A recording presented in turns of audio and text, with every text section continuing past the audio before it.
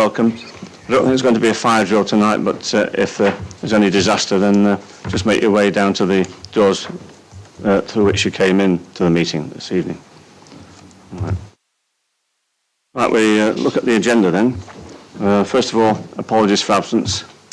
Thank you, Chair. We've got apologies from Councillor Boothroyd and Councillor Murphy, and Councillor Buttle and Councillor Edwards-Walker will be attending in their place. Yeah.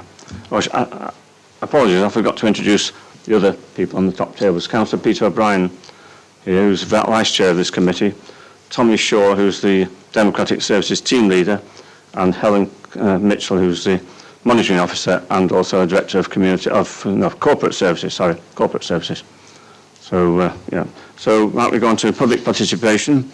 Got quite a few of you speaking tonight, I think 9 people in all. So, without more ado, I think I can call the first speaker, who's a member of this council, Councillor Stuart Lees. Thank you, Stuart.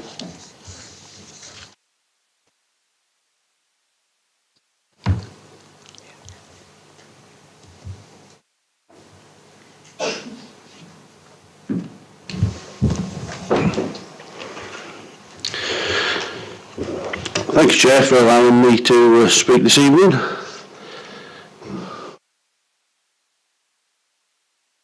May I ask that you take note of the comments made by Mr. Sunderland, who spoke at full council last week and made some very valid points, and also the emails which have been sent in by our residents and our businesses. Our residents and businesses are very important, and we should listen to their concerns and comments which they make. Why are we going back on decisions already made on all our car parks in the Dales? Nothing has changed with the car parks or the areas around them.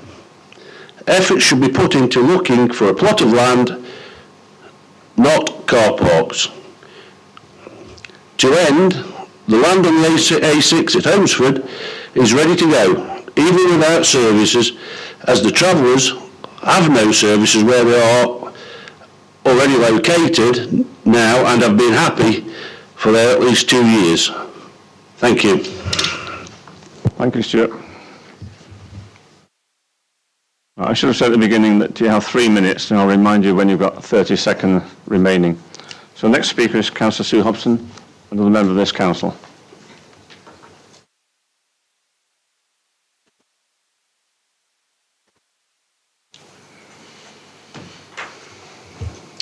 Thank you, Chair. Thank you. I hope that all councillors have read the emails that have been presented in public participation and listened carefully to those people who've spoken already, including Councillor Lees and Mr. Sunderland, who came to the last full council meeting, and the other people who will be speaking this evening. My plea is on behalf of all the residents and businesses of the Derbyshire Dales that you are here to represent, and that includes the travellers to whom we owe a duty of care. I hope that this council will read those representations and take real notice of what's being said. Will the Chair and Vice Chair of this committee reply individually to all those people? Will the Chair of the Gypsy and Traveller Working Group also individually reply? We must ensure that this council doesn't just fob people off. Councillors must take note and act accordingly and own their decisions. Let's try something radical. Why not listen to what your residents and businesses are telling you before you put your recommendations on the table? Implement policies that the vast majority of your electorate want. I believe it's called democracy. Thank you.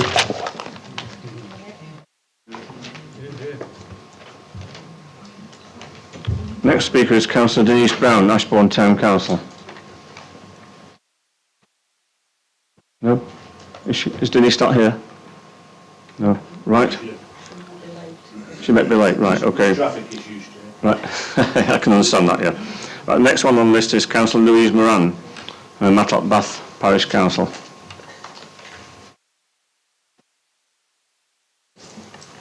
Good evening. Thank you, Louise.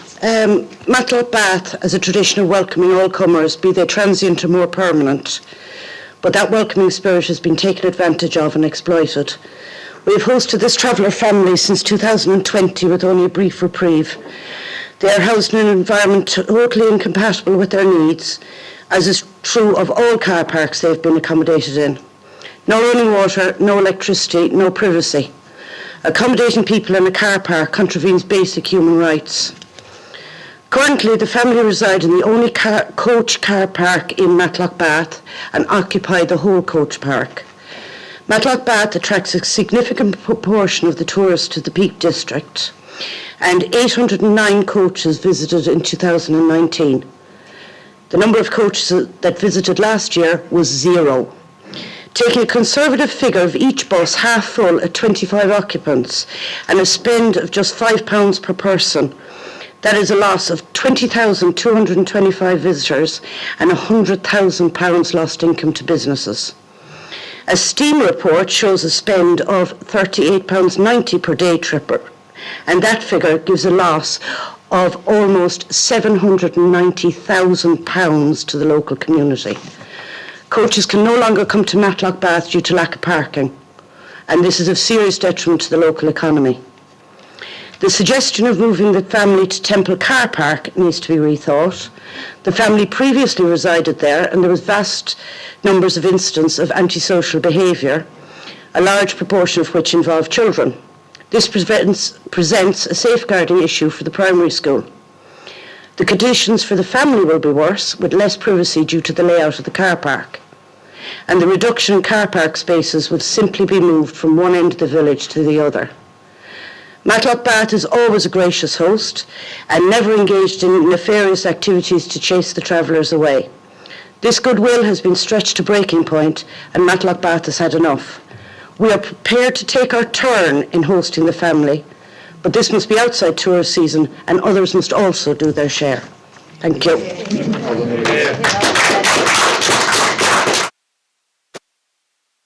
Thank you very much, Louise. Right, next speaker is Councillor Kath Potter, Roseley Parish Council. Thank you, Kath. Thank you, Chair. Can I say, in all my 28 years on the National Park, I have never seen a document produced like you councils have before you. It is brilliant. I've read it from start to finish. Fantastic. If there's a spare one, I'd like to take it, please. It is time this council started to look forward rather than going over old ground. This site has never worked. Never. When will the council wake up and listen to the people of Roseley? The travellers need to be homed in a suitable environment. A gloomy, heavily used car park at the edge of a fast-flowing river with just one tap should never be considered again. When will you all wake up?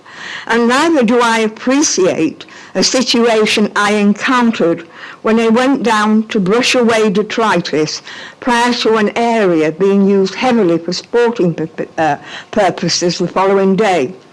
I witnessed this incident one Saturday morning. A typical traveller caravan drove into the car park and a man descended onto the car park. Several minutes later, he returned to the caravan and drove off. I knew what I would encounter and rang the council, who never came. Using my brush and bucket, which I'd taken to collect the leaves, I put the offending pile of excrement into my bucket and brought it home to flush down our toilet. Would you do that? Please wake up to reality. Thank you.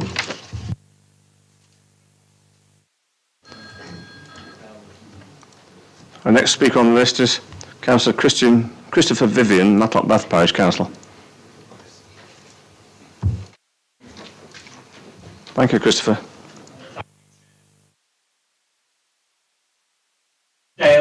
Sorry, could you just put your microphone on? Just press the button on the microphone.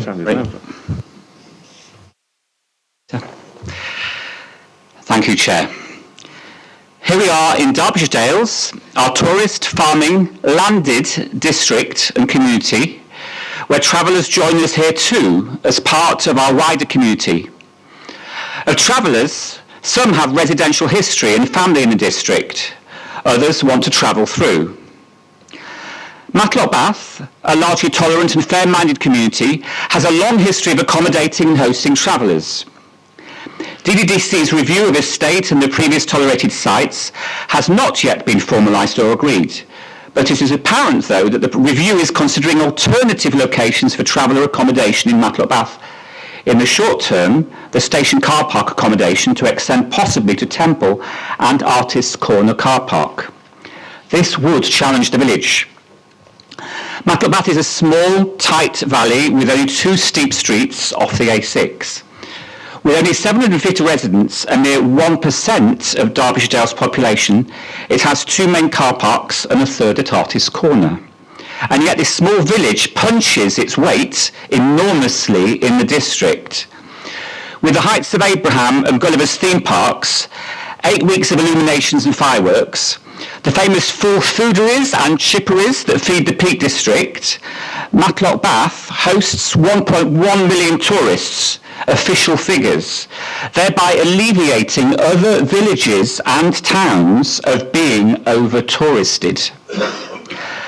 Matlock Bath's limited car park space cannot expand any further. There are no brownfield sites or additional land in the village boundary. So Matlock Bath hosts the region's tourists daily and are playing their part in accommodating travellers now as they have over the pandemic and former years. So, for the future, I'm suggesting that Matlock Bath folk want, firstly, a fair and equitable solution for the traveller community. A quality site or sites with facilities. They ask for a wide review of all suitable spaces across the district's 21 wards so that the district can share traveller accommodation equitably. They ask that the new administration look actively for new spaces. Derbyshire Dales covers 306 square miles, Hathersage near Sheffield to Sudbury near Uttoxeter, and many a well dressing. You have another 30 seconds. Is there not ample space and opportunity to find an equitable solution for travellers? Derbyshire Dales is known to have punched above its weight in accommodating the Ukrainian community. It is to be hoped Derbyshire Dales' new administration, across the board spectrum and colours, when it comes to travellers, can be open and transparent, fair and equitable, and help our communities serve travellers alongside the many tourists of our famous district and our resident and business communities. May we cooperate together, please. Thank you very much. Thank you, Christopher.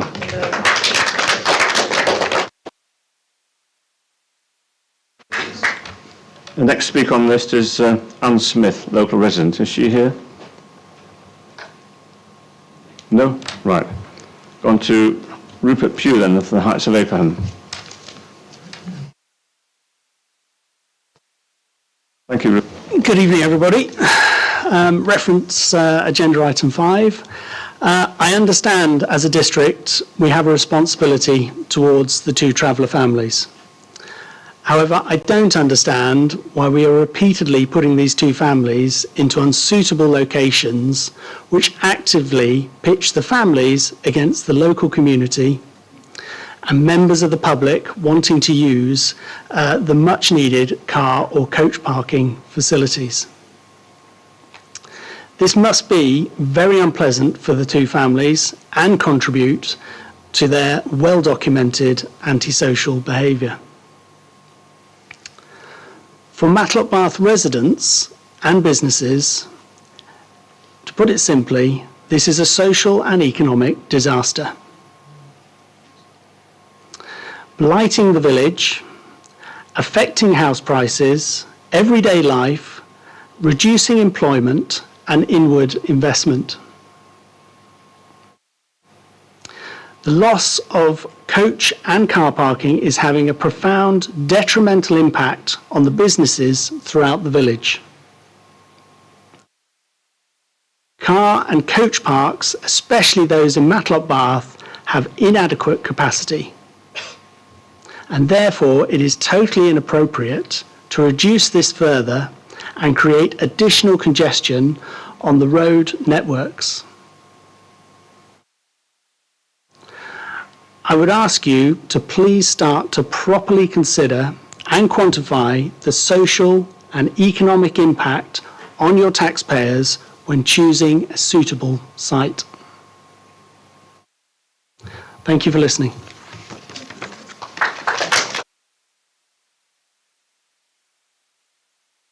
final speaker we've got listed tonight is Victor Lawnert, local resident. Before you put me on the clock, if you wouldn't mind, I know some councillors personally, and I would like to reassure you this is not personal. Thank you, Victor. If I may, I'm going to quote from the last printed edition of the Matlock Bath Parish newsletter, which came out in December 2023. It forms part of a larger article about the traveller issue. Quote, "We would also remind residents that if there are any issues, these should be reported to the Dales Council. All complaints which come through the Parish Council are passed to the Dales Council. However, our District Councillor reports that few complaints have been received. I can tell you why few complaints have been received. We've given up complaining. Nothing changes. Nothing is done. Nothing happens. For at least 10 years now, not just this family that we're currently focusing on, Matlock Bath has had unauthorised traveller encampments almost every single year for many months of the year. Now we've had a permanent encampment for around 3 years. Nothing is done. We have given up complaining about uncontrolled dogs which attack our dogs when we're walking. We've given up complaining about noise which wakes us up at 6 in the morning, about generators which run past midnight and keep us awake, about fires, litter and human waste in the woods. Nothing changes, nothing is done, nothing happens. We've given up complaining about the loss of parking space and revenue, about the threats made to shopkeepers and staff. We've given up complaining about being made to feel unwelcome in parts of our own village. Nothing changes, nothing is done, nothing happens. Rightly or wrongly, it seems to us that much of the council regards us as a joke, a laughable tourist village full of fish and chip shops, bikers and tattoos. We're more than that. We're a community. We come together for jubilees. We come together for coronations. We fundraise for our little school and for our church. We look after our elderly and isolated residents. When the tourists aren't here for 6 long, cold months of the year, it's just us. We keep this little place going. We're a village, we're a community, and we matter. There are only about 750 of us. The impact on such a tiny community is logarithmically higher than on, say, a town of 10,000. We have carried this disproportionate burden for too long now. We don't care about Conservative, Lib Dem, Labour, Green or Rainbow Alliances. That's for you to argue about. 30 seconds, Victor. We are a community who deserves better from you. Our village is not a dustbin into which you can dump the travelling community, any more than it's a dustbin in which you can dump your own political problems and arguments and say job done. Our village is a community. Our community matters. I don't want to be here tonight. None of us want to be here tonight. We want to live quietly and peacefully in our quirky little village. We had stopped complaining, but we deserve better from you all. And now we want to be heard. Thank you.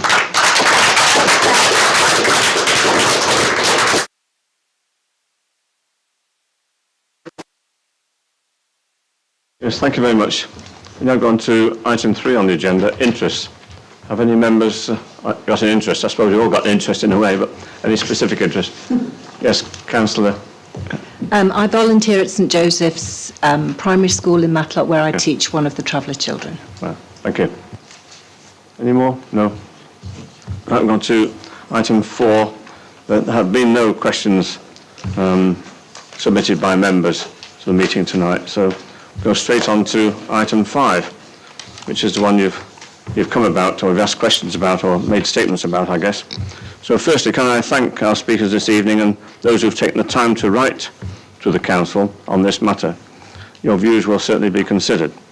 On advice of the Council's monitoring officer, this Council has commenced the pre-election period in advance of the general election on the 4th of July. This means that the Council must be sensitive to issues it discusses, decides upon and provides external communication on which is why no decisions will be made this evening on this issue. The item is therefore withdrawn from tonight's meeting and will be rearranged as soon as possible after the general election. The date of the meeting will be publicised on the Council's website. So, Helen, do you want to give any further explanation? No? Right. So, Councillor Whitehead. Thanks, Chair.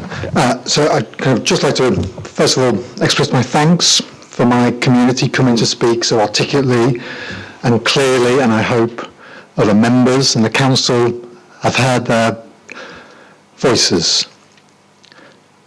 I've been pressing this for a year.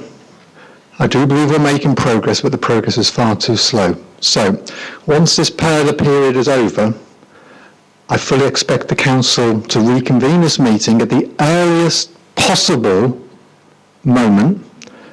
I also would like all possible preparation work that can be completed during PERDA to be done, so we're not starting from scratch when the election finishes, that we are ready to go with solutions, and if they involve public consultation, that we are ready to go for those public consultations and we're able to listen to all the communities involved, weigh the evidence clearly, and then when that evidence comes back, I also need the council to commit to ensuring that if the meeting schedule for the next C&E committee to make that decision after the consultation is finished is out of kilter and not timely, I will insist that we call an extraordinary meeting just to deal with this issue at hand. I hope that meets with everyone's agreement. Yes, thank you, Councillor. No more questions?